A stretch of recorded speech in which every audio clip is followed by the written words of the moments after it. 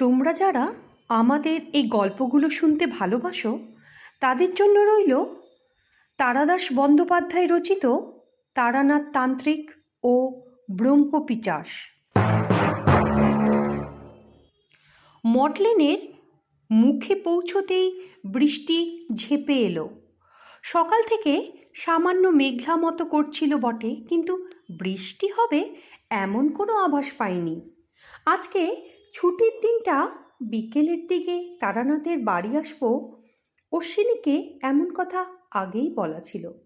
ফলে আমি গলির মুখে দাঁড়িয়ে তেলে ভাজার দোকান থেকে গরম গরম বেগুনি আর আলুর চপ কিনছি। এমন সময় অশ্বিনীও এক বাক্স পাসিংস নিয়ে আমার পাশে দাঁড়ালো। তেলে ভাজার ঠোঙা হাতে নিয়ে যেই তারানাথের বাড়ির দিকে রওনা হতে যাব, এমন সময় বৃষ্টি।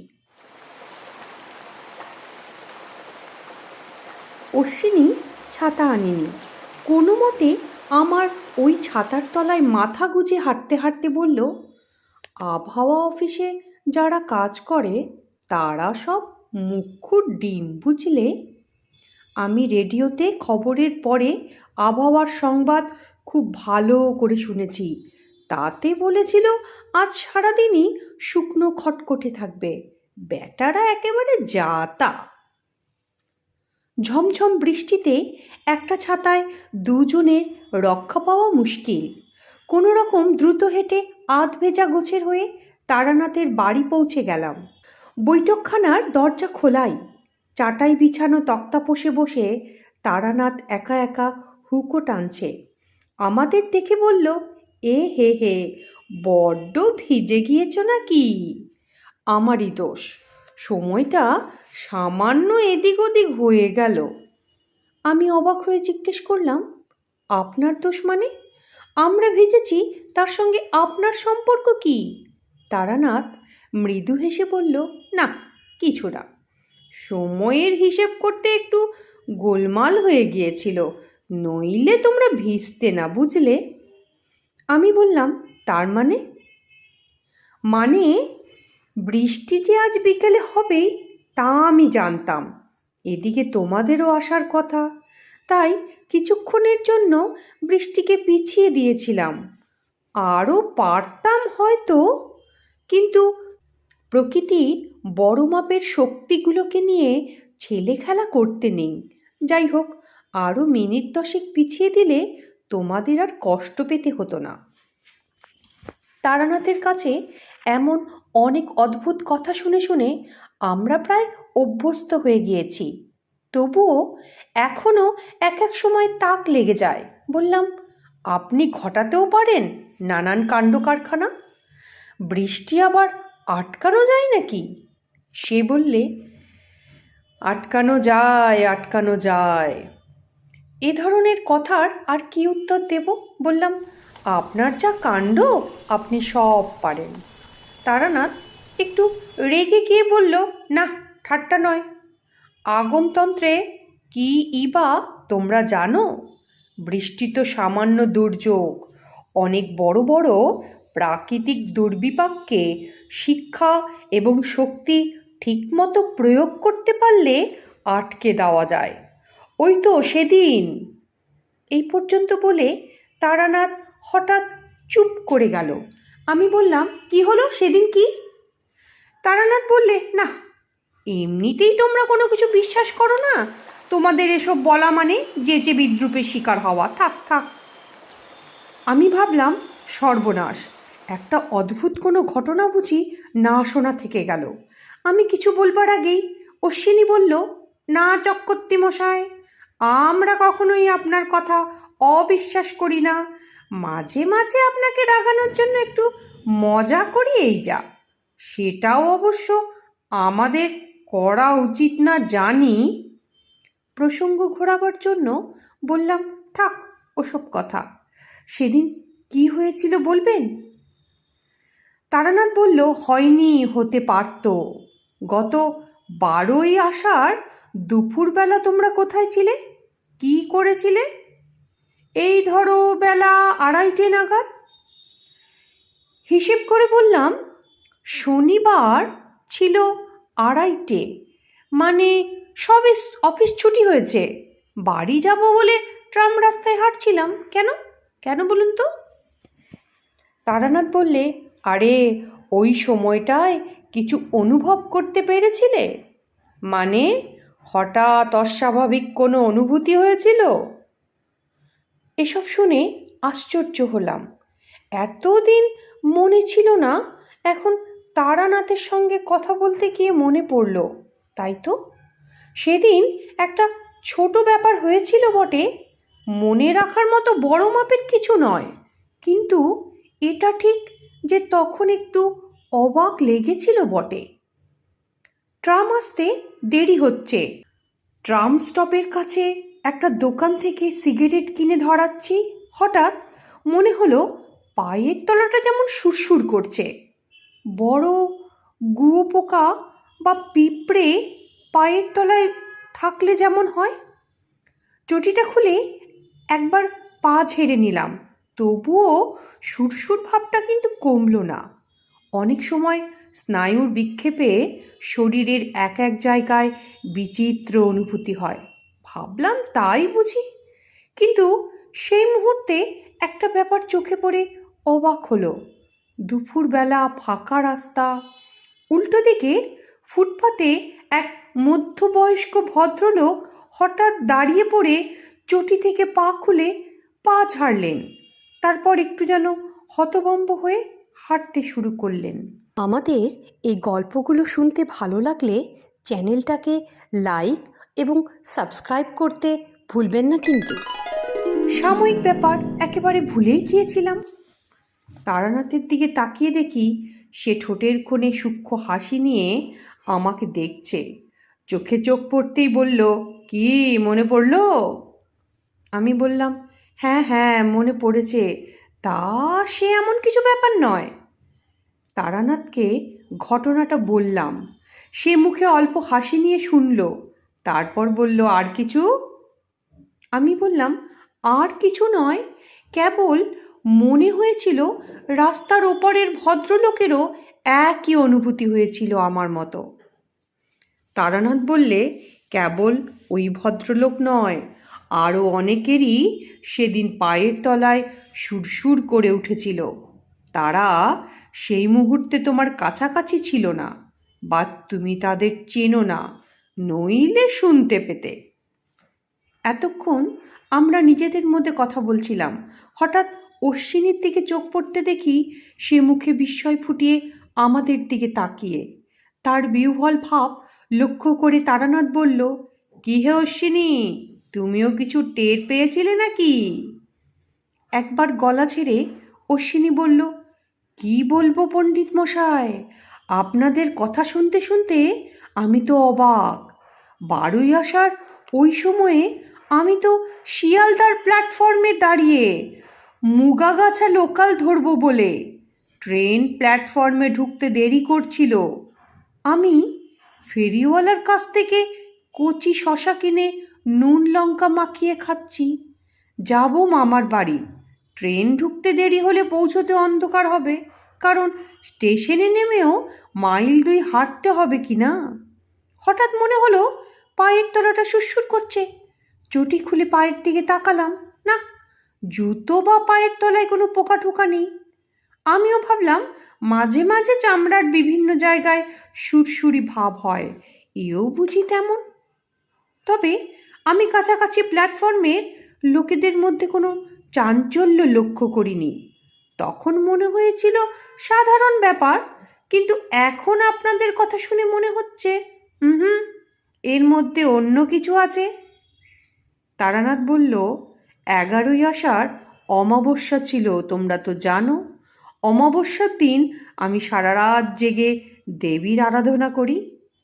আমি বললাম, মানে কালী সাধনা করেন?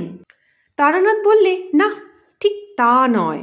দেবী কালীর পুজো প্রথমে করিনি বটে, কিন্তু মধ্যরাত্রি থেকে মধুসুন্দরী দেবীর পূজা করি ভোর পর্যন্ত।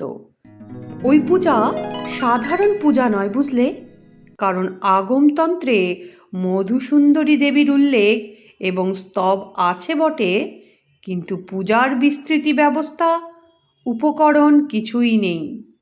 তা আমি পেয়েছি দশমাতৃকাতন্ত্রের শেষে কাঠের ত্রিপত্র দিয়ে বাঁধা ঠাকুরদার হাতে লেখা পুঁথি খাতায়। কোনো পুঁথি বুঝলে, যার শেষে জরাসুরের পূজার নিয়ম পেয়েছিলাম।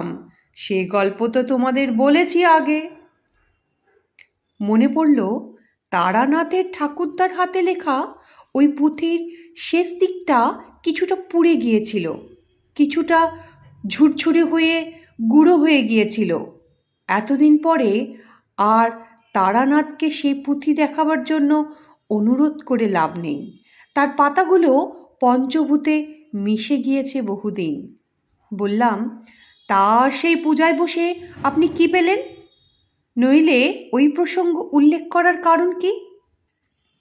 বাইরে বৃষ্টির দাপট আরও বেড়েছে।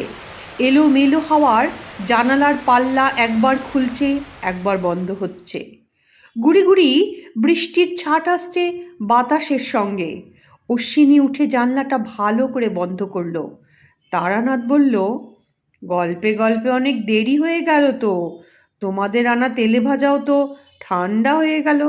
বসো একটু, আমি ভেতর থেকে আসছি। ওই তেলে ভাজাগুলো গরম করতে হবে। গরম চাও তো চাই। আসছি এক্ষুনি। কথা বলতে বলতে বা গল্পের ফাঁকে তারানাথ মাঝে মাঝে বাড়ির ভেতরে যায়। কখনো সত্যি সেটা চা করতে বলার জন্য, কখনো বা আমাদের জন্য ধূমপানের সুযোগ করার জন্য। তারানাথ প্রবীণ লোক, তার সামনে আমরা সিগারেট খাই না। আমরা জানি তারানাথ ইচ্ছে করেই অন্তত 5-6 মিনিট দেরি করে আসবে। তারানাথ ভেতরে যেতেই আমরা দুজনে উঠে বারান্দায় এসে দাঁড়ালাম। এখনও হাওয়ার ঝাপট বেশ, কিন্তু বারান্দার এদিকে এক টুকরো ত্রিপল টাঙানো। বারান্দার সেখানটায় বাতাসের দাপট কম। অশ্বিনী আর আমি দুটো কাঁচি সিগারেট ধরালাম। জোরে জোরে 3-4টে টান দেওয়ার পর ঠান্ডা জলো হাওয়া লেগে গাটা শিরশির করা ভাবটা কেটে গেল। ঘরের ভেতর থেকে উপস্থিত জ্ঞাপক কাশির আওয়াজ শুনে বুঝলাম তারানাথ ঘরে ফিরে এসেছে। ঘরে ঢুকে বললাম, এই মানে একটু বৃষ্টি দেখছিলাম আর কি, বেশ নেমেছে। যা হোক, এমন দিনে একটা জমাট গল্প না হলে চলে। তক্তাপোষে বসতে বসতে তারানাথ বললে, বৃষ্টি দেখেছিলে সে বুঝতে পেরেছি। যাক, গরম তেলে ভাজা আর চা আসছে, খেতে খেতে দেখি কোনো গল্প মনে পড়ে কিনা। আমি বললাম, কিন্তু ওই পায়ের তলার সুরসুরি করার রহস্যটা কি? কি হয়েছিল সেদিন? আমাদের দেওয়া পাসিং শোয়ের প্যাকেট থেকে একটা সিগারেট বের করে ধরিয়ে তৃপ্ত মুখে ধোঁয়া ছাড়ল তারানাথ। তারানাথ বলল, ব্যাপারটা কি জানো? তন্ত্র সাধনার এসব গুঁড়ো কথা সাধারণ মানুষ অনেক সময় ঠিক বুঝতে পারে না, তাই সহজে কারো কাছে বলি না। আর এসব অভিজ্ঞতাও হয় খুব কম। 11ই আষাঢ় যজ্ঞের পূর্ণাহুতি দেওয়ার পরে মনে হলো মধুসুন্দরী দেবীর কণ্ঠস্বর ভেসে উঠল। তিনি বলেছিলেন, পরের দিন দুপুরবেলায় বাংলাদেশের দক্ষিণ পূর্বাঞ্চল দিয়ে ভূমিকম্পের একটা ঢেউ যাবে। বিশেষভাবে ক্ষতিগ্রস্ত হবে কলকাতা আর তার পার্শ্ববর্তী অঞ্চল। বিহারের বিখ্যাত ভূমিকম্পের সময় তোমরা বয়সে অনেক ছোট ছিলে, তার কথা হয়তো তোমাদের মনে নেই। ভাবলাম, অনেক লোকের প্রাণ যাবে, বাড়িঘর ভাঙবে। মানুষের উপকার করার চেয়ে বড় ধর্ম আর কি হয়? কিন্তু প্রকৃতির এত বড় শক্তিকে ঠেকাতে হলে সমপরিমাণ শক্তি দিয়েই তা করতে হবে। কাজেই যজ্ঞের শেষে আমি একটা বিশেষ প্রক্রিয়া করলাম, যাতে ভূমিকম্পের প্রবাহটা খুব ক্ষীণভাবে অঞ্চলের মাটির নিচে দিয়ে চলে যায়, কেউ টের না পায়। বললাম, আমরা পেলাম তাহলে কি করে? বা রাস্তার ওপারে আমার দেখা ওই প্রবীণ ভদ্রলোক, কিংবা অশ্বিনী শিয়ালদা প্ল্যাটফর্মে যাকে জুতো খুলে ঝাড়তে হয়েছিল? তারানাথ বললে, তুমি, অশ্বিনী বা তোমাদের দেখা ওই মানুষেরা কিঞ্চিত বিশেষ শক্তির অধিকারী, ফলে তোমরা ব্যাপারটা অনুভব করতে পেরেছ। এটা ততখানি শারীরিক অনুভূতি নয়, মানসিক। জলে তেল ঢেলে দিলে ঢেউয়ের উচ্চতা কমে যায়, জানো তো? এও তাই, তন্ত্রের শক্তি প্রয়োগ করে ভূমিকম্পের তীব্রতা কমিয়ে দিয়েছিলাম। আমি বললাম, কিন্তু খুব সামান্য কম্পন হলেও তো সেটা বিজ্ঞানীদের সিসমোগ্রাফে, মানে ভূমিকম্প মাপার যন্ত্রে ধরা পড়বে, এখানে পড়ল না কেন? এর উত্তরে তারানাথ যা বলল তা বৈজ্ঞানিক যুক্তি দিয়ে ঠিক। সে বলল, খবর নিলে জানবে সমস্ত পৃথিবীতে প্রতিদিন শত শত ভূমিকম্প হয়, আর তীব্রতা একটা বিশেষ মাত্রার ওপরে না উঠলে আমরা বুঝি না। বিজ্ঞানীদের যন্ত্রে সেদিনকার অতি দুর্বল কম্পন ধরা পড়েনি নিশ্চয়, বা তারা বলার প্রয়োজন মনে করেনি। ওই সময়ে বাড়ির ভেতর থেকে তারানাথের মেয়ে চারি এক হাতে গরম তেলে ভাজার থালা, অন্য হাতে আরেকটা থালায় সাজানো চায়ের কাপ এনে আমাদের সামনে তক্তাপোশের ওপর নামিয়ে রাখল। বালিকা বয়স থেকে চারিকে দেখছি, সে সত্যিই সুন্দরী। বর্তমানে চারির বিয়ের পর তাকে আরও সুন্দর দেখাচ্ছে। এই শতর্ধ বয়সেও তারানাথের গায়ের রং দুধে আলতা, বড় বড় চোখ। মেয়ে বাপের রং চোখ দুই পেয়েছে। বললাম, কিরে চারি, কবে এলি? আমাদের ছোটবেলা থেকে দেখছে বলে স্বচ্ছন্দভাবেই চারি বলল, 4-5 দিন আগে এসেছি কাকাবাবু, আপনারা ভালো তো? আমি বললাম, ভালো আছি। হ্যাঁ রে চারি, তুই যেন হঠাৎ একেবারে গিন্নি হয়েছিস। মনে পড়ে আগে আগে আমরা এলে পুতুল আর লেসের ডিজাইনের বায়না করতিস? চারি সলজ্জ হেসে চুপ করে দাঁড়িয়ে রইল। এক বাপের বাড়ি, তাই আমরা খুব পুরনো লোক, তাই সে মাথায় ঘোমটা দেয়নি। চারির স্বভাব ভারী মিষ্টি। সে বলল, এরপর যেদিন আসবেন আমার জন্য সত্যি সত্যিই পুতুল আনবেন। আমার এখন মাঝে মাঝে ছোটবেলার মতো পুতুল নিয়ে খেলতে ইচ্ছা করে। বললাম, আমাদের আবার আসতে হয়তো মাসখানেক দেরি হবে রে, ততদিন কি তুই থাকবি? চারি বললে, থাকবো কাকাবাবু, এবার আমাকে বেশ কিছুদিন বাবা মায়ের কাছে থাকতে হবে। মনে করে পুতুল আনবেন কিন্তু। চারি ভেতরে যেতে আমরা সপ্রশ্ন দৃষ্টিতে তারানাথের দিকে তাকালাম। তারানাথ হেসে বলল, চারির বাচ্চা হবে, সেই জন্য এই সময়টা আমাদের কাছে এনে রেখেছি। প্রথম বাচ্চা হওয়ার সময় মায়ের কাছে থাকাই ভালো কি না? একটু চিন্তায় ছিলাম, কারণ আমার জ্যোতিষ ব্যবসা এখন ভালো যাচ্ছে না। মধুসুন্দরী দেবী বলেছিলেন আমার কখনো অন্নাভাব হবে না, মোটা ভাত কাপড়ে চলে যাবে। সেটা তো চলছে, কিন্তু এই সময়টা মেয়েদের একটু ভালো মন্দ খাওয়াতে হয়, একটু মাছ, মাংস, দুধ, পুষ্টিকর খাদ্য, বুঝলে না? এসবের জন্য হাতে বেশ কিছু টাকা পয়সা থাকা প্রয়োজন।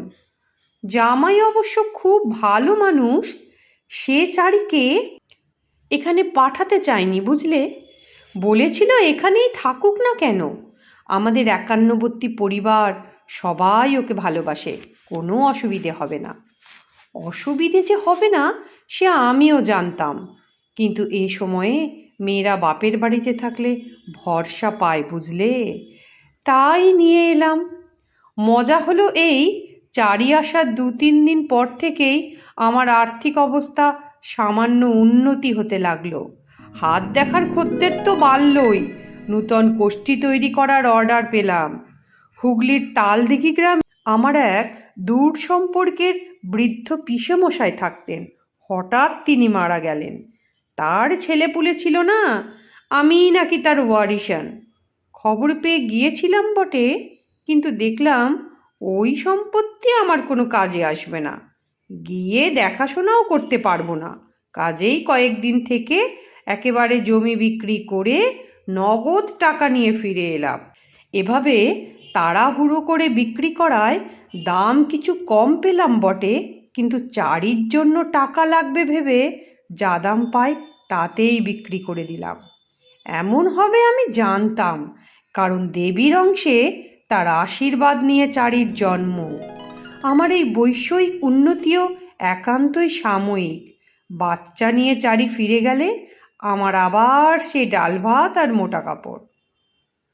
তেলে ভাজা শেষ করে চায়ে চুমুক দিয়ে অশ্বিনী বলল, চক্রবর্তী মশাই, অনেক আশা করে এসেছিলাম, আজকে কি একটা ভালো গল্প হবে না? দিনটা কিন্তু খাসা, বলুন। দু তিন চুমুকে চা শেষ করে একটা পাশিংশ ধরালো তারানাথ। বলল, কত যে বিচিত্র স্মৃতির ভাণ্ডার বুকের মধ্যে জমা, তার কি বলবো। শোনো তবে, একটা ঘটনা মনে পড়ছে, সেটা তোমাদের বলা হয়নি। সে ঘটনাও শুরু হয়েছিল এমনই এক বাদলা দিনে। এ আজ প্রায় 20-22 বছর আগেকার কথা। তখন সবে এই মঠ লেনে এসে বাসা দিয়েছি। চারি তখনও হয়নি। সংসারে আমি আর আমার স্ত্রী দুজন মোটে প্রাণী। বাজারটা আমি নিজের হাতেই করতে ভালোবাসি। তাছাড়া সেভাবে সংসারের কাজকর্ম করার জন্য কর্মচারী রাখার সাধ্য তো আমার নেই। একদিন বেলা 10টা নাগাদ বাজার থেকে ফিরে এসে দেখি বৈঠকখানায় বসে আছে একজন লোক।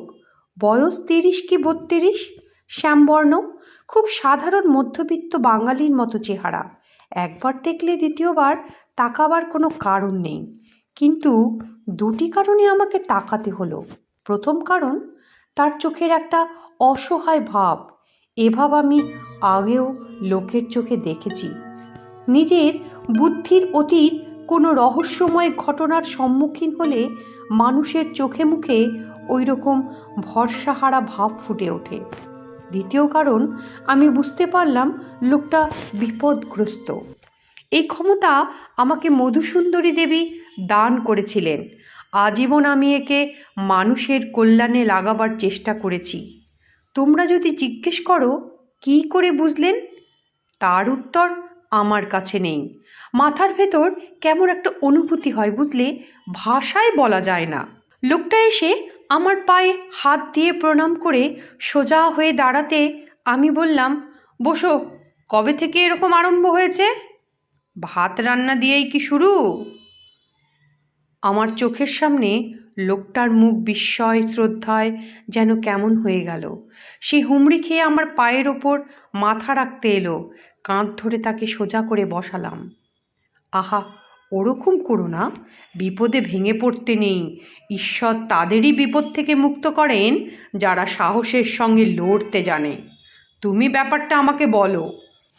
লোকটা বলল, আমার নাম রণাদাচরণ ঘোষ, থাকি রামনগর গ্রামে। কাটোয়ায় নেমে যেতে হয়, খুব অল্প পাড়াগা, বুঝলেন। কাটোয়া শহর থেকে অন্তত 10-11 মাইল। আমাদের 4-5 পুরুষ বাস ওই গ্রামে। তার আগে আমাদের পূর্বপুরুষেরা কোথায় ছিলেন বলতে পারবো না। বৈষয়িক কোনো কাজে কাটোয়া এলে আমার এক দূর সম্পর্কে সম্বন্ধীর বাড়ি থাকি। তারপর কাজ শেষ হলে নিজের গ্রামে ফিরে যাই।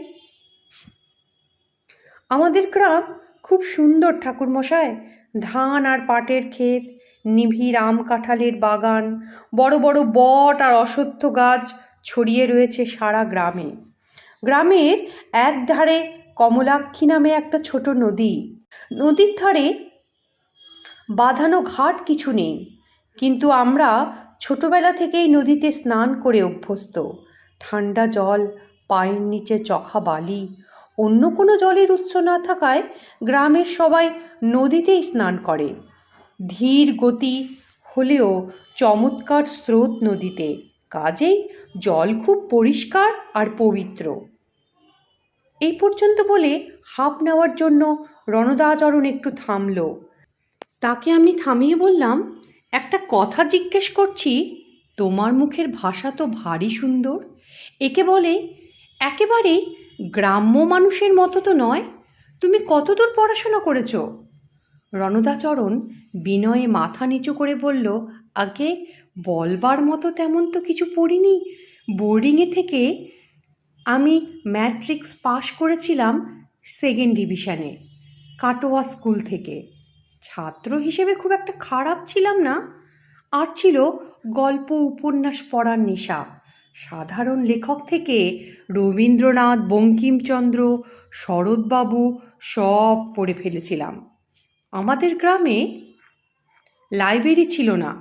স্কুলে পড়ার সময় শহরের লাইব্রেরি থেকে বই নিয়ে পড়তাম। এখন ডাকে বই আনিয়ে পড়ি, এই একটা নেশা আর কি, অন্য কোনো নেশা তো নেই। দেখলাম রণতাচরণের গল্প অন্য দিকে চলে যাচ্ছে। বললাম, বুঝলাম, এবার তোমার আসার কারণটা গুছিয়ে বলো দেখি। বক্তব্যে কোনো ফাঁক দেবে না কিন্তু, যতই তুচ্ছ হোক তুমি কিন্তু কিছু বাদ দেবে না ঘটনা থেকে। নাও শুরু করো। উদ্ভ্রান্তভাবে একেবারে চারিদিকে তাকিয়ে রণদাচরণ কথা বলতে আরম্ভ করলো। বলল, কিভাবে যে কোথা থেকে শুরু করি বুঝতে পারছি না ঠাকুর মশাই। শুনলে কেউ হয়তো বিশ্বাসই করবে না। তবু যেহেতু আপনি আমার একমাত্র ভরসা, তাই সব খুলে বলি। যে কারণে আপনার কাছে এসেছি সেই দুর্বিপাকের শুরু আজ থেকে মাস দেড়েক আগে। আমরা চাষিবাসী গৃহস্থ, বাড়িতে বৃদ্ধ মা, স্ত্রী আর 2 ছেলে মেয়ে। একদিন সকালে শহর থেকে পাইকার এসেছে। সে আমাদের জমিতে উৎপন্ন যা কিছু রবি শস্য সব কিনে নেবে। লোকটা ভালো, গত বেশ কয়েক বছর ধরে তার সঙ্গে আমাদের ব্যবসা, জিনিসের ভালো দামও দেয়। তারানাথ বলল, কি কি জিনিস হয় তোমাদের জমিতে? রণদাচরণ বলল, কিছু ধান, পাট, মুসুরি, কলাই, টমেটো, সিম। আমাদের যে আম বা কাঁঠালের বাগান আছে, গরমকালে সেগুলোও জমা নিয়ে নেয়। যাই হোক, সে আসবার সময় শহর থেকে কিছু খবরের কাগজ আর বাংলা গল্পের পত্রিকা নিয়ে এসেছিল। লোকটা চলে যাবার পরে একটা কাগজ খুলে পড়ছি, এমন সময় শুনতে পেলাম রান্নাঘরের দরজার কাছে দাঁড়িয়ে আমার মা আর স্ত্রী কিছু একটা আলোচনা করছে। প্রথমে খেয়াল করিনি, মায়ের গলায় যেন একটা বিস্ময়ের আভাস। বললাম, কি হয়েছে মা, কি বলছো? মা বললে, এই দেখ না কাশু, বৌমা ভাত চড়িয়ে উঠোনটা ঝাঁট দিতে গিয়েছিল, ফিরে এসে দুপুরের তরকারি কুটতে বসেছিল। হঠাৎ মনে হলো ভাত তো অনেকক্ষণ চড়িয়েছে, গলে গেল না তো। গিয়ে দেখে গলে তো যাওয়া তো দূরের কথা, হাতায় করে যে ভাতটুকু তুলেছে তাও সেদ্ধ হয়নি, প্রায় চাল বললেই চলে। মাকে বললাম, ও কিছু না, গিয়ে দেখতে বলো এতক্ষণে সেদ্ধ হয়ে গেছে। জলের জন্য অনেক সময় এমন হয়। রান্না আর খাওয়ার জন্য জল আসে চৌধুরী বাড়ির টিউবওয়েল থেকে। বাড়ির কিষাণ রামচন্দ্র নিয়ে আসে। সে জল তো খুব ভালো, খেতেও মিষ্টি, জিনিসপত্র সেদ্ধও হয় তাড়াতাড়ি। আজও সেই জলই এসেছে। আমার কথা মতো আরও 15-20 মিনিট অপেক্ষা করা হলো, কিন্তু সে চাল আর সেদ্ধ হলো না। আধ ঘন্টা পরেও খুন্তির আগায় হাঁড়ি থেকে যা উঠল তা একেবারে চাল। কিছু বুঝতে না পেরে আবার নতুন করে জল চাপিয়ে চাল ছাড়া হলো। এবার কিন্তু অন্য দিনের মতোই ভাত ঠিক সময় তৈরি হয়ে গেল। রণদাচরণ থামতেই আমি প্রশ্ন করলাম, আর কোনো সমস্যা, কোনো ভয় ঠয় পেয়েছ? রণদাচরণ বললে, আজ্ঞে সেভাবে তো কিছু ঘটেছে বা দেখেছি তা নয়, কিন্তু আজ কদিন মনটা কেমন যেন খুব ভারী, কি যেন একটা অমঙ্গল ঘনিয়ে আসছে আমাদের পরিবারে। রাতে ভালো করে ঘুমোতে পারি না, দিনে কোনো কাজে মন বসে না, রাত্রিরে ঘুরে ফিরে একটা স্বপ্নই প্রায় দেখছি। একই স্বপ্ন বারবার দেখা কি উচিত? তাকে বললাম, কী স্বপ্ন দেখেছ, গুছিয়ে বলো দেখি। স্বপ্নটা যে ভয়ের তা নয়, কিন্তু আমি স্বপ্নের ভেতর ভয় পেয়ে যাই, আমার দম বন্ধ হয়ে আসে, নিঃশ্বাস নিতে পারি না। চমকে জেগে গিয়ে উঠে বসে অনেকক্ষণ ঈশ্বরের নাম করি। স্বপ্ন দেখি আমি যেন একটা অদ্ভুত জায়গায়। জায়গাটা অর্ধেক তৈরি একটা শহর, কিন্তু সেই শহরে কোনো বাড়িঘর সম্পূর্ণ তৈরি হয়নি। প্রত্যেকটা বাড়ি খানিকটা উঠে থেমে গেছে, কোনোটা ভিত পর্যন্ত গাঁথা, কোনোটা অর্ধেক। যেদিকে যত দূর তাকাই কেবল ওই রকম বাড়ি। ভিত আর দেওয়ালের ফাঁক ফোকর দিয়ে গজিয়েছে বট, অসত্য আর আকন্দের চারা। কোথাও পথ নেই, রাস্তা নেই, কেবল গায়ে গায়ে লাগা অর্ধেক তৈরি ভুতুড়ে বাড়ি। সময়টা দিনও না, রাতও না, আকাশে চাঁদ বা সূর্য কিছুই নেই। পরিবেশে অদ্ভুত একটা ম্লান ছায়া ছায়া আলো। আমি বাড়ি ফিরে আসতে চাইছি, কিন্তু কিছুতেই ওই ভৌতিক শহর থেকে বেরুতে পারছি না। আশ্চর্য গোলক ধাঁধার মতো ঘুরে মরছি, আর বহুদূর থেকে কে যেন কেমন গা ছমছম গলায় আমার নাম ধরে ডাকছে। এই পর্যন্ত বলে রণদাচরণ থামল। মেঘের রকম দেখলে যেমন বোঝা যায় আরও বৃষ্টি হবে, তেমনি তার মুখ দেখে মনে হলো আরও কিছু কথা বলার আছে। বললাম, তারপর? ধুতির খুঁট দিয়ে মুখ মুছল রণদা। বলল, আলাদা করে আর কি বলবো। এরপর থেকে একদিন বাদ দিয়ে দিয়ে রান্নায় বাধা। কোনোদিন চাল সেদ্ধ হয় না, কোনোদিন ডাল। একদিন আবার তরকারি করবার সময় সবগুলো পটলের ভিতর থেকে মোটা মোটা শুঁয়োপোকা বেরোলো। একদিন সন্ধেবেলায় মা ঠাকুর ঘর থেকে ভয়ে চিৎকার করে উঠলেন। আমার স্ত্রী আর আমি দৌড়ে গেলাম। গিয়ে দেখি ঠাকুরের আসনের সামনে মা হাতে দেশলাই নিয়ে উদ্ভ্রান্ত হয়ে বসে। বললাম, কি হয়েছে মা, চিৎকার করলে যে? মা বললে, আমার দেশলাই জ্বলছে না কেন রে খোকা? কিছুতেই ঠাকুরের সামনে প্রদীপটা জ্বালাতে পারছি না। দেখি দাও তো, বলে আমি দেশলাইটা নিলাম। 4-5টা কাঠি বাক্সের ওপর ঘষলাম। সত্যি একটা কাঠিও জ্বলল না। মাকে হাত ধরে ওখান থেকে উঠিয়ে নিয়ে এলাম। বললাম, এই দেশলাইটা ভালো নয়, তুমি আমার ঘরে বসো, আমি গগন সাধুকার দোকান থেকে নূতন এক বান্ডিল দেশলাই আনি। রামচন্দ্র গিয়ে পাড়ার দোকান থেকে দেশলাই প্যাকেট নিয়ে এলো।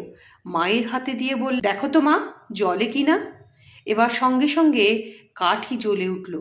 মাকে আবার ঠাকুর ঘরে নিয়ে গিয়ে বসিয়ে দিয়ে এলাম। সেদিন রাত্রিরে মা এসে আমাদের ঘরে বসলেন। এই সময়ে মা কখনো আসেন না। সামান্য দুধ রুটি খাওয়ার পর নিজের বিছানায় মশারির ভেতর কিছুক্ষণ মালা জপ করে শুয়ে পড়েন। বললাম, কি হয়েছে মা, কিছু বলবে? শরীর খারাপ লাগছে না তো? মা বললে, না বাবা, আমি অন্য একটা কথা বলতে এসেছি। আমি বললাম, কি কথা মা? একটু চুপ করে থেকে মা বললে, বাড়িতে কি কাণ্ড কারখানা হচ্ছে বল দেখি। দেশলাই কি সত্যিই খারাপ ছিল? একটু আগে বাইরের নিম গাছে দাঁড় কাক ডাকছিল। কি বিচ্ছিরি অমঙ্গলে ডাক বাবা! রাত্রিরে কখনো দাঁড় কাক ডাকে শুনেছিস? রণদাচরণের গল্প থামিয়ে বললাম, কাকের ডাক কি তুমিও শুনেছিলে? সে বলল, জানেন তো ঠাকুরমশাই, অনেক জিনিস কানে শুনলেও বা চোখের সামনে ঘটলেও মন অন্যদিকে থাকলে খেয়াল করা যায় না। আমি সে সময়ে মায়ের দেশলাই না জ্বালার কথা ভাবছিলাম। তা সে যাই হোক, একটু ভারাক্রান্ত মন নিয়ে শুয়ে পড়লাম। ক্লান্ত ছিলাম, ঘুমিয়ে পড়তে বেশি সময় লাগলো না। মাঝরাত্রির পার করে মেঘের ডাকে ঝড়ের শব্দে ঘুম ভাঙল। পাশে স্ত্রী শুয়ে অকাতরে ঘুমাচ্ছে। তাকে না ডেকে মশারির বাইরে এসে জানালার সামনে দাঁড়ালাম। বৃষ্টি এখনো আরম্ভ হয়নি, কিন্তু বাড়ির উঠোন আর পাঁচিলের ওপাশে যতদূর দেখতে পাচ্ছি আম, জাম, নিম গাছ প্রবল ঝড়ে লুটোপুটি খাচ্ছে। বিদ্যুৎ চমকে উঠলে সেই ক্ষণিক আলোয় দেখতে পাচ্ছি আকাশ কালো মেঘে ঢাকা। তাকিয়ে থাকতে থাকতে ঝড়ের প্রাবল্য কমে বৃষ্টি নামলো। প্রথমে ঝিরঝিরে, তারপরে বড় বড় কয়েক ফোঁটা, আর তারপর আকাশ ভেঙে জল ঝরতে লাগলো। জানলা দিয়ে ছাট আসছে। সরে এসে ভালো করে জানলা বন্ধ করলাম। ফিরে এসে মশারি কুঁচতে কুঁচতে ভাবলাম, আজ সারাদিন আকাশ তো পরিষ্কারই ছিল। সন্ধ্যের পর বা রাত্রিরে বৃষ্টি হতে পারে বলে তো মনে হয়নি। আবহাওয়ার গতি প্রকৃতি একদম বদলে যাচ্ছে দেখছি। এইসব 7-5 ভাবতে ভাবতে যখন প্রায় ঘুম এসে গিয়েছে, তখন উঠোনের নিম গাছটার ডাল থেকে ঝড়ের শোষো আওয়াজ সত্ত্বেও স্পষ্ট শুনতে পেলাম দাঁড় কাকের ডাক।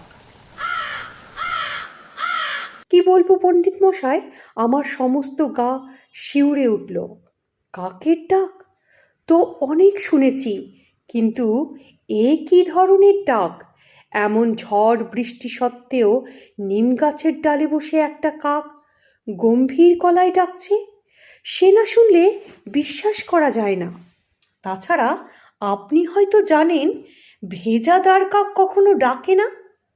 সকালে উঠে দেখি মেঘ কেটে গেছে, চারিদিকে ঝকঝকে রোদ্দুর। গঞ্জে জরুরি কাজ ছিল, স্নান সেরে দই চিড়ে খেয়ে তাড়াতাড়ি বেরিয়ে পড়লাম। পথে বেরিয়ে প্রথমেই যেটা মনে হলো, আরে উঠোনে বা পথে কোথাও মাটি ভেজা দেখছি না তো। রাস্তায় কোথাও কোনো জল কাদা নেই। যেরকম ঝড় রাত্রিরে হয়েছে তাতে দু একটা সরু ডালপালা বা গাছের পাতা পথের ওপর পড়ে থাকা উচিত ছিল। পথের দুদিকে যখন বড় বড় অনেক গাছ, কিন্তু এ তো একবারে শুকনো। অদ্ভুত কাণ্ড বটে। গঞ্জে পৌঁছে রামপদ নন্দীর দোকানে গিয়ে বসলাম। কাজের কথা হওয়ার পর যখন উঠছি, রামপদ বলল, আপনাকে একটু শুকনো দেখাচ্ছে, শরীর ভালো তো? আমি বললাম, শরীর ভালোই আছে, আসলে রাত্রিরে ঝড় বৃষ্টিতে জেগে গিয়ে অনেকক্ষণ ঘুম আসেনি। ঘুম না হওয়ার জন্য বোধহয় এরকম দেখাচ্ছে। হিসেবের খাতায় কি একটা লিখতে যাচ্ছিল রামপদ, থমকে গিয়ে আমার দিকে তাকিয়ে বলল, ঝড় বৃষ্টি কাল রাত্রিরে? কই না তো দাদাবাবু, কাল রাত্রিরে তো ঝড় বা বৃষ্টি হয়নি। নৌকোতে মাল আসছিল তো, বস্তাগুলো গুদামে তুলবার জন্য আমি তো প্রায় সারা রাত জেগেছিলাম। কই কিছু তো দেখলাম না। সেও আমার দিকে অবাক হয়ে তাকিয়ে আছে, আমিও তার দিকে অবাক হয়ে তাকিয়ে আছি। একটু সামনে নিয়ে বললাম, ওহ, স্বপ্ন দেখেছি তাহলে। আমি বড্ড অদ্ভুত স্বপ্ন দেখি তো। বাড়ি ফেরবার পথে যাদের সঙ্গে দেখা হলো প্রত্যেককেই একটু কায়দা করে গত রাত্রিরের ঝড় বৃষ্টির কথা জিজ্ঞেস করলাম। না, কেউই কাল রাত্রে ঝড় বাদলের আওয়াজ শোনেনি। আর বেশি লোকের সঙ্গে কথা বলতে ভয় করল। ছোট জায়গা, এরপরে রটে যাবে রণদাচরণ ঘোষের মাথা খারাপ হয়েছে। এরপর অবশ্য কয়েকটা দিন আর কিছু ঘটল না, সব আগের মতো স্বাভাবিক। ভাবলাম, যাক, আর দুর্ভাবনা নেই। জীবনে অনেক কিছুই তো ঘটে, সব কিছুর কি ব্যাখ্যা হয়? ও নিয়ে আর মাথা ঘামাবো না। আপনার কাছে আসবার আর দরকার হতো না, যদি না। সপ্রশ্ন দৃষ্টিতে তার দিকে তাকালাম। বললাম, থামলে কেন, কি হলো? রণদাচরণের চোখের দৃষ্টি কেমন বিহ্বল হয়ে গিয়েছে। আমার দিকে তাকিয়ে বলল, তারপর আমার সময় হারিয়ে যেতে আরম্ভ করলো। আমার মনের সে কি অবস্থা! রণদাচরণের পেছনে যে আবছা অন্ধকার দেখেছিলাম, সেটা আরও অনেক গাঢ় হয়ে এসেছে।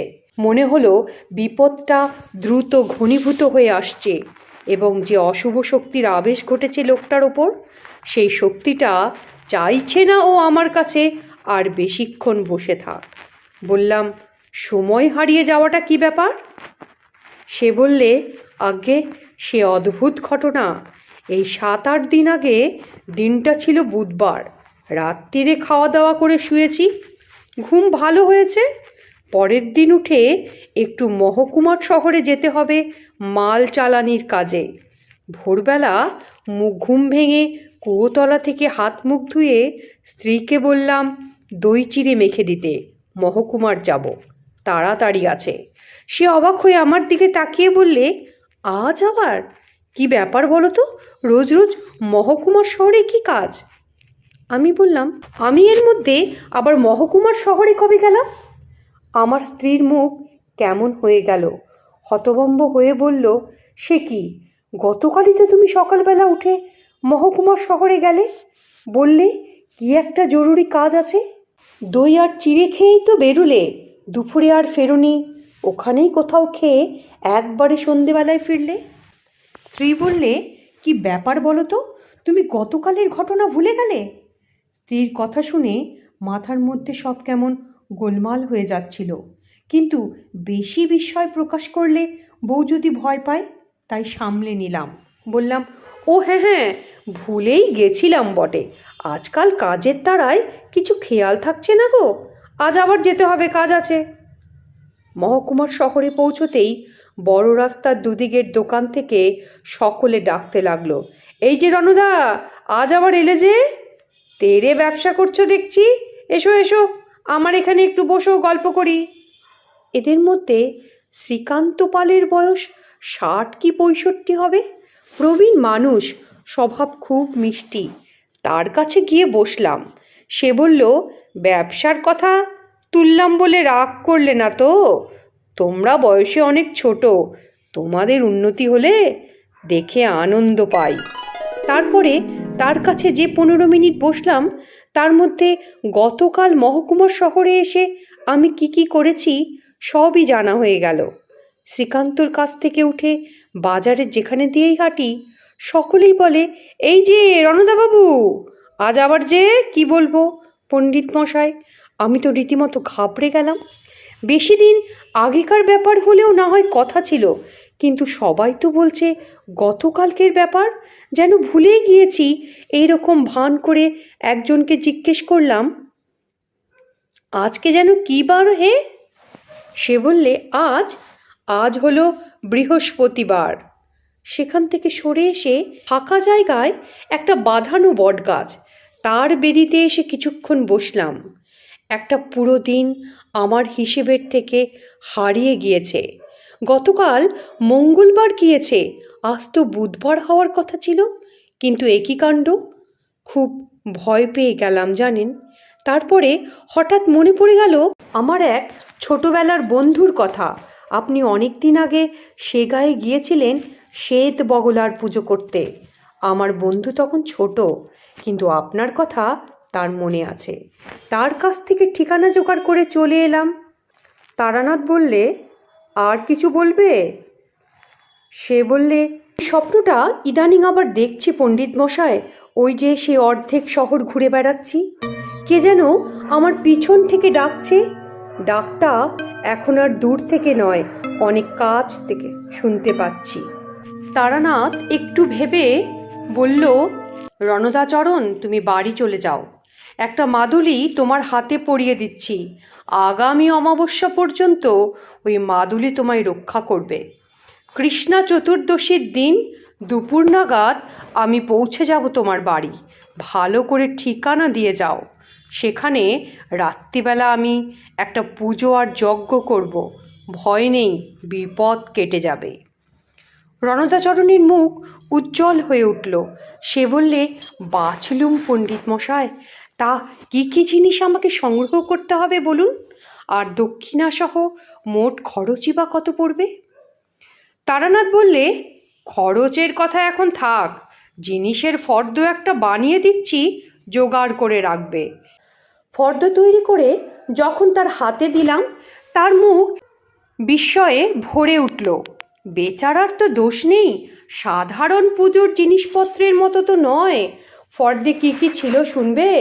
শোনো, সিদ্ধি, উপবীত, হর্তুকি, আতপ চাল, কলা, মাটির সরা ইত্যাদি, যা সাধারণ ফর্দে থাকে। তার সঙ্গে ছিল প্রথম ফল ধরেছে এমন আম গাছের পোকায় খাওয়া 5টা পাতা, একসঙ্গে হলুদ সুতোয় গ্রথিত কলাবাদুরের ডানা, কেউ ডুবে মারা গিয়েছে এমন পুকুরের তলার মাটি, আর কঙ্কাল ধরা পুরনো পেতলের প্রদীপ, ইত্যাদি ইত্যাদি। রণদাচরণ বলল, এইসব জিনিস আমি জোগাড় করে রাখবো ঠাকুর মশাই, আর কি লাগবে? সে বললে, সে তুমি পাবে না, দোকানে কিনতে পাওয়া যায় না, বললাম তো আমি নিয়ে যাব। এবার যাবার রাস্তা ভালো করে বলো তো। দিন 7 পরে রণদাচরণের গ্রামের রাস্তায় বাস থেকে নামলাম। তারানাথ সিগারেট ধরাবার জন্য থামল। সেই ফাঁকে বললাম, আপনি তো গল্প বলে চলেছেন, কিন্তু আমাদের যে কিছু প্রশ্ন জমে যাচ্ছে ঠাকুরমশাই। দেশলাইয়ের কাঠিটা ছাইদানিতে দিতে দিতে ব্যবহৃত নারকেলের মালায় গুজে দিয়ে তারানাথ বলল, বলো বলো, তোমাদের প্রশ্ন শুনি। রণদাচরণের দুর্ভাগ্যের পেছনে কী ছিল বলুন? এদিকে তো হাঁপিয়ে উঠলাম। তারানাথ বলল, ব্রহ্মপিচাস, নিম্ন ডামরতন্ত্রে প্রায় বিলুপ্ত প্রেত। কপাটিকা শাখায় একে বিপরীত কারিকাশক্তি বলা হয়েছে, কোনো নাম দেওয়া হয়নি। মানুষের ওপর এর প্রভাব পড়ে কেন? রণদাচরণের অপরাধ কি? কেন তাকে ভুগতে হচ্ছিল? এতগুলো প্রশ্ন একসঙ্গে করলাম তারানাথকে। সে বললে, কোনো কারণ নেই। হঠাৎ রাস্তায় পিছলে পড়ে গিয়ে পা ভাঙে কেন? বলেছি তো, জিনিসটা একটা দুর্ঘটনার মতো, খুব শক্তিশালী সম্ভাবনা। কারোর ওপর এর প্রভাব পড়লে তাকে দুর্ভাগ্যজনক আকস্মিকতা বলে মেনে নেওয়া ছাড়া কোনো উপায় নেই। ব্রহ্মপিচাস জগতে একটা অন্ধ অপশক্তি, এর কোনো রূপ, আকার, চেতনা কিছুই নেই, কিন্তু যার ওপরে এর প্রভাব পড়ে তাকে এবং তার কাছের মানুষদের বড় কষ্ট দেয়। বললাম, আপনি আগে থেকে ব্যাপারটা জানতেন নাকি? রণদাচরণই প্রথম। তারানাথ বলল, রণদাচরণ দ্বিতীয়। এসব ঘটনা তো রোজ রোজ ঘটে না, আর এত বড় দেশে কোথাও ঘটলেও সব খবর আমার কাছে পৌঁছায় না, বুঝলে। আগে একটা মাত্র লোককে দেখেছিলাম এরকমই পিশাচগ্রস্ত। তখন আমি সমস্ত বাংলাদেশে পায়ে হেঁটে ঘুরে বেড়াচ্ছি। নদিয়া আর মুর্শিদাবাদের সীমান্তে এক গ্রামে আশ্রয় নিয়েছি, সেখানেই দেখা। তারা আমাকে ডাকেনি, বা আমার তন্ত্রমন্ত্রের সাধনা সম্বন্ধেও কিছু তারা জানতো না। আমি এমনি সাধারণ ব্রাহ্মণ অতিথি হিসেবে রাত্রি আশ্রয় নিয়েছিলাম। তখনকার দিনে কেন, এখনও গ্রামের দিকে অতিথি হিসেবে ব্রাহ্মণের যথেষ্ট খাতির আছে, বুঝলে। সন্ধ্যের মুখটায় তাদের বাড়ির দাওয়ায় বসে আছি, হাতে হুঁকো। বাড়ির কর্তা আমার কাছে দাওয়ার উপর বসে এটা ওটা গল্প করছে। হঠাৎ সামনের উঠোনে থপ করে কিসের একটা শব্দ হলো। আমরা দুজনে অবাক। ভারী জিনিস নয়, নরম পোটলা গোছের কোনো জিনিস পড়বার শব্দ। কর্তার নাম বিষ্ণুপদ। সে দাওয়া থেকে নেমে জিনিসটা দেখতে গেল। পরক্ষণেই তার চিৎকার, এ আবার কি? আরে ভোলা, এই ভোলা! ভেতর বাড়ি থেকে ভাই, ছেলেপুলে সব বেরিয়ে এলো। লণ্ঠন আর লাঠি হাতে কর্মচারী ভোলাও দেখতে এলো ব্যাপারটা। আমিও এগিয়ে গেলাম। উঠোনের ঠিক মাঝখানে কোথা থেকে একটা মোটাসোটা বিড়াল এসে পড়েছে। দরজা দিয়ে হেঁটে আসেনি, কারণ ওপর থেকে পড়ার আওয়াজ আমিও শুনেছি। পাঁচিলের ওপাশ থেকে প্রাণীটাকে কেউ ছুঁড়ে দিয়েছে। হঠাৎ এসে মাটিতে পড়ায় থতমত খেয়ে বেড়ালটা সে জায়গাতেই চুপ করে বসে জুলজুল করে তাকাচ্ছে। বারান্দা থেকে এক বৃদ্ধা, সম্ভবত বিষ্ণুপদর মা, তিনি বললেন, এই আবার শুরু হলো। বিষ্ণু, এর জন্য একটা কিছু কর বাবা। বিষ্ণুপদ কিছু বলবার আগেই সমস্ত উঠোন জুড়ে ধূপধাপ শব্দ শুরু হলো। এবার শুধু বেড়াল নয়, তার সঙ্গে ছোট আর মাঝারি আকারে কুকুরের বাচ্চা। সেগুলো মাটিতে পড়েই তারস্বরে চেঁচামেচি শুরু করে দিল। এমন অনৈসর্গিক কাণ্ড কখনো দেখিনি বাবা। বিষ্ণুপদ চিৎকার করে তার কর্মচারী ভোলাকে বলল, বাইরের দরজা খুলে দে, এগুলো বেরিয়ে যাক, বেরিয়ে যাক। ভোলা ছুটে গিয়ে উঠোনের দরজা খুলে দিতে প্রাণীগুলো হুড়মুড় করে বেরিয়ে গেল। বারান্দায় বিষ্ণুপদর মা কাঁদছেন, ভাইয়েরা বিহ্বল হয়ে দাঁড়িয়ে, আর বিষ্ণুপদ আমার হাত ধরে বলছে, ঠাকুরমশাই, আজ কদিন ধরে দিনরাত্রিরে বাড়িতে সব অদ্ভুত কাণ্ড হচ্ছে। আপনাকে বলবো ভাবলাম, তার মধ্যে তো সব দেখলেন। বিষ্ণুপদ তার বাড়িতে ঘটা অঘটনের কাহিনী ভীত মুখে বলে গেল, কিন্তু আমার সেসব শোনার প্রয়োজন ছিল না, কারণ আমি ততক্ষণে বাতাসে আতপ চাল আর কিসের একটা অপ্রীতিকর আষ্টে গন্ধ পেতে আরম্ভ করেছি। বললাম, ঠাকুরমশাই, তাতে আপনি কি বুঝলেন? নূতন একটা পাশিংশ ধরিয়ে তারানাথ বলল, বুঝলাম যে ও বাড়িতে ব্রহ্মপিশাচের আগমন ঘটেছে। এসব তারই মূল লক্ষণ। গুরুর কাছে শুনেছি, পুঁথিতেও পড়েছি, দেখলাম সেই প্রথম। আমি জিজ্ঞেস করলাম, কি করলেন তারপর? তারানাথ বলল, করবো আর কি, লোকটাকে পিশাচের আবেশমুক্ত করার জন্য যা করার তাই করলাম। আমাদের সাধনার নিয়ম আছে, গুরুরও আদেশ, কাউকে বিপদগ্রস্ত দেখলে তাকে ফেলে পালানো যাবে না। রণদাচরণের বাড়িতে যা যা করব স্থির করে যাচ্ছিলাম, বিষ্ণুপদর বাড়িতেও তাই করলাম। বললাম, তাতে কিছু হলো? পিশাচের প্রভাব দূর হলো? তারানাথ একটু চটে বলল, ফল হবে না? বলছোটা কি? আমি তারানাথ তান্ত্রিক, বীরভূম শ্মশানের হাকিনী সিদ্ধা মাতু পাগলির শিষ্য। আমার সামনে দাঁড়াবে নিম্ন ডামর থেকে বেরিয়ে আসা একটা তুচ্ছ পিশাচ? প্রক্রিয়া করে তাড়িয়ে ছাড়লাম। সাহস করে জিজ্ঞেস করলাম, কি প্রক্রিয়া করলেন ঠাকুর মশাই? তারানাথ বললে, আবার সেই প্রশ্ন? কর্তবাদ তো বলেছি যে গুহ্য প্রক্রিয়ার কথা অদীক্ষিত কাউকে বলতে নেই, বললে সে বুঝবেও না এবং ক্রিয়ার গুণও নষ্ট হবে। তবে কিছু কিছু তোমাদের বলি, কারণ তোমরা দুজনাই ভালো আধার। শুনলে অবাক লাগবে। প্রথমেই দেহবন্ধন হিসেবে জয়ন্তীর মূলের 1 অঙ্গুরি পরিমাণ কেটে বিপদগ্রস্ত মানুষটির মণিবন্ধে মন্ত্র উচ্চারণপূর্বক পরিয়ে দিলাম। জয়ন্তী চেন।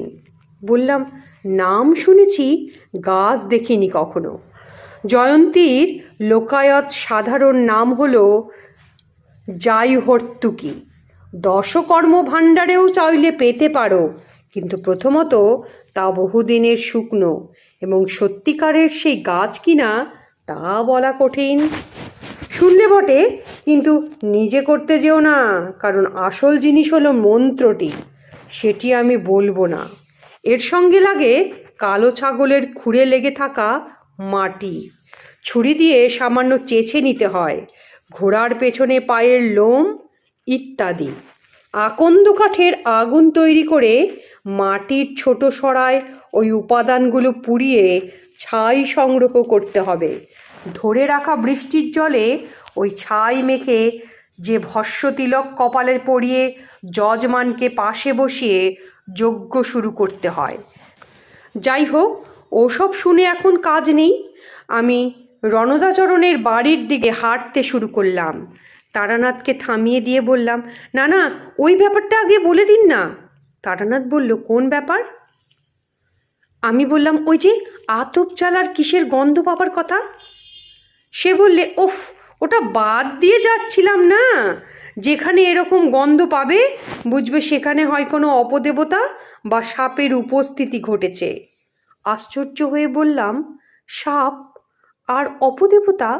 সে বললে, হ্যাঁ, বিশেষ করে দুধরাজ কেউটে বা গোখরা ইত্যাদি থাকলে গোবিন্দভোগ চালের গন্ধ পাওয়া যায় বাতাসে। তারানাথকে আর ঘাটালাম না। খুচরো উদ্ভব কথা শুনতে গিয়ে আসল গল্পটাই হারিয়ে যাবে। তারানাথ বলে চলল, ঘণ্টাখানেক হেঁটে রামনগর গ্রামে পৌঁছে গেলাম। আম জাম কাঁঠালের ছায়ায় ঘেরা বেশ স্নিগ্ধ গ্রাম, কিন্তু রণদাচরণের বাড়িতে ঢুকে সেই শান্তির ভাবটা মন থেকে দূর হলো। এই বিশেষ অনুভূতির ক্ষমতাটা মধুসুন্দরী দেবী আমাকে দিয়েছেন। যেখানে কোনো অশুভ শক্তি বা আপ্রাকৃতিক শক্তির আবেশ ঘটে, সেখানে পা দেওয়া মাত্র আমি বুঝতে পারি। আমাকে দেখে রণদাচরণ দৌড়ে এলো।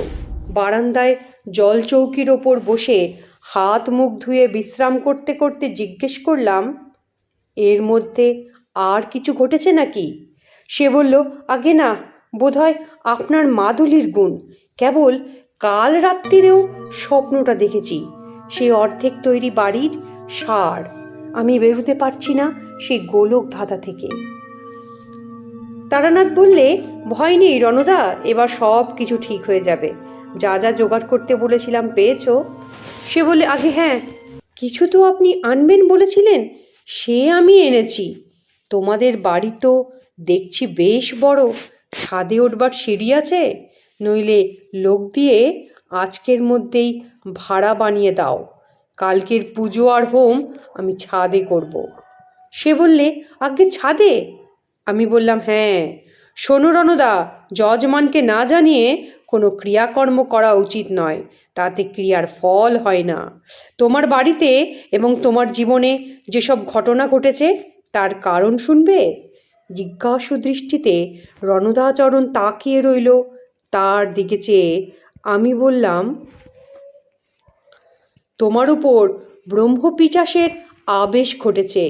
ব্রহ্মপিচাসের প্রভাবে মানুষের জীবনের সব উদ্যোগ অসমাপ্ত থেকে যায়।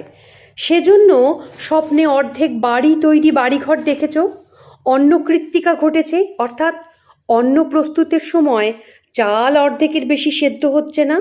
তাছাড়া কাল ব্যাহতি যোগ আরম্ভ হয়েছে।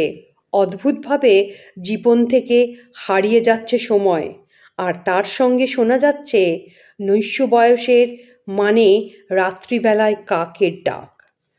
এর পরের পর্ব বড়ই দুঃখের, সেটাই শেষ পর্ব। ভাগ্যক্রমে তুমি তার আগেই আমার কাছে গিয়েছিলে, নইলে। রণদাচরণ কাঁপা কাঁপা কণ্ঠে বলল, নইলে কি হতো ঠাকুরমশাই? সে বললে, নইলে শেষ পর্ব, অর্থাৎ কায়াক্ষয় শুরু হয়ে যেত। বাড়ির যিনি কর্তা তিনি অসুস্থ হয়ে পড়তেন, কোনো চিকিৎসাতেই সুফল হতো না। একটু একটু করে শীর্ণ হতে হতে অর্ধেকেরও বেশি ছোট হয়ে যেত দেহ, তারপর অবধারিত মৃত্যু। রণদাচরণের চোখে জল। অসহায় স্বরে সে বলল, আমার ছেলেপুলে আছে ঠাকুরমশাই, আমি কোনো অন্যায় করিনি, আমাকে এমনভাবে মরতে দিয়েন না। তার গায়ে হাত বুলিয়ে দিয়ে বললাম, কোনো চিন্তা নেই তোমার, আমি ভয় দেখানোর জন্য বলিনি। বিপদের স্বরূপ জানলে তার বিরুদ্ধে যুদ্ধটা জমে ভালো, কালই সব দুর্যোগ কেটে যাবে। পরদিন অমাবস্যা। লাগলো দুপুর 3:14। ছাদে চিলেকোঠায় ঘরে বাকি বেলাটা তামাক খেয়ে কাটিয়ে দিলাম। রণদা একবার মধ্যাহ্ন ভোজনের প্রস্তাব করেছিল, তাকে বললাম, যজ্ঞ করতে হয় উপবাসী থেকে, আমি জলও খাবো না। তুমি খেতে পারো, কারণ তোমার কল্যাণে ক্রিয়া হলেও যজ্ঞের সঙ্গে তোমার কোনো যোগ নেই, তুমি দূরে বসে দেখবে। রণদার মা এবং বাড়ির মেয়েদের বলা হলো, সংসারের মঙ্গলের জন্য ছাদে একটা সত্যায়ন বা যজ্ঞ করব। তারা সরল মানুষ, যা বোঝানো হলো বুঝে গেলেন। রাত 10টা নাগাদ উপদেবতা বিতারণী প্রক্রিয়া শুরু করলাম। একটু দূরে বসে গোল গোল চোখ করে রণদাচরণ দেখতে লাগলো। পুজো আরম্ভ করার সঙ্গে সঙ্গে অনুভব করলাম এতক্ষণ ধরে স্থির থাকা বাতাস মৃদুভাবে ঘুরতে শুরু করেছে। শান্ত জলাশয়ে পাথরের টুকরো ছুঁড়লে যেমন হয়, কেমন যেন একটু শিউরে উঠে রণদা ভীত চোখে চারিদিকে তাকালো। আমি তার দিকে তাকিয়ে ঠোঁটে আঙুল দিয়ে চুপ করে থাকতে বললাম। কাদার উপর বালি ছড়িয়ে তৈরি হলো যজ্ঞের বেদি, তার উপর জ্বলছে সরু সরু আকন্দ কাঠের আগুন। ডান হাতে কুশি করে ঘি নিয়ে আহুতি দিচ্ছি, আর প্রতিবার বাঁ হাতে ধরা শেওড়ার ডাল আছড়াচ্ছি ছাদের ওপর। ক্রমাগত এইভাবে ঘণ্টাখানেক ধরে মন্ত্রোচ্চারণ করার পর একটা অদ্ভুত গন্ধে চারিদিকের বাতাস ভরে গেল। দুর্গন্ধ নয়, কিন্তু এমন একটা গন্ধ যা পৃথিবীতে কখনো সৃষ্টি হতে দেখিনি। কিছুক্ষণ নাকে গেলেই চেতনা আচ্ছন্ন হয়ে আসতে থাকে। দেখলাম সেই অপার্থিব গন্ধের প্রভাবে রণদা বসে থাকা অবস্থায় সামনে পেছনে সামান্য দুলতে আরম্ভ করেছে। তার চোখ অর্ধবোঝা, মুখ ঈষৎ হা করা। আমি তাড়াতাড়ি মধুসুন্দরী দেবীর দেওয়া শুদ্ধিমন্ত্র উচ্চারণ করে চন্দন মাখিয়ে একটা রক্তকরবী যজ্ঞাগ্নিতে ছুঁড়ে দিলাম। সঙ্গে সঙ্গে ওই আশ্চর্য গন্ধটা যেন মিলিয়ে গেল। যজ্ঞবেদীর দিকে তাকিয়ে দেখলাম পুজোর একটি ঘোর সবুজ বুদ্ধাঙ্গুষ্ঠ পরিমাণ আলো কাঁপতে কাঁপতে বালি আর কাঠের মধ্য থেকে উঠে আসছে। মৃদু গলায় বললাম, রণদা দেখো। আমার আঙুলের নির্দেশে অনুসরণ করে যজ্ঞবেদীর দিকে তাকিয়ে রণদা স্থির হয়ে গেল। বললাম, এই হচ্ছে ব্রহ্মপিশাচের চাক্ষুষসত্তা। ঊর্ধ্বক্ষেপণী মন্ত্র উচ্চারণ করে তর্জনী নেড়ে ওই সবুজ আলোটিকে আকাশের দিকে চলে যেতে ইঙ্গিত করলাম। প্রথমে আস্তে, পরে দ্রুত আলোটি উপরে উঠে যেতে লাগলো। রণদাও ওপরের দিকে তাকিয়ে। অমাবস্যার রাতের আকাশে তখন তৈরি হয়ে গিয়েছে স্বাভাবিক অন্ধকারের চেয়েও অন্ধকার গোল গ্রহণীবৃত্ত। সবুজ আলোটা দ্রুত উঠে তার মধ্যে দিয়ে ওপরে কোনো অজানা জগতে মিলিয়ে গেল। একটা পাসিং শো ধরিয়ে তারানাথ বলল, পরের দিনই আমি রামনগর ছেড়ে কলকাতায় ফিরে এসেছি। মাসখানেক পরে রণদাচরণ এসে দেখা করে গিয়েছিল। না, তার বাড়িতে আর কোনো উপদ্রব হয়নি। সে ভারী খুশি। গল্প শেষ করে তারানাথ বললে, কি হলো, এবারও তোমাদের বিশ্বাস হলো না তো?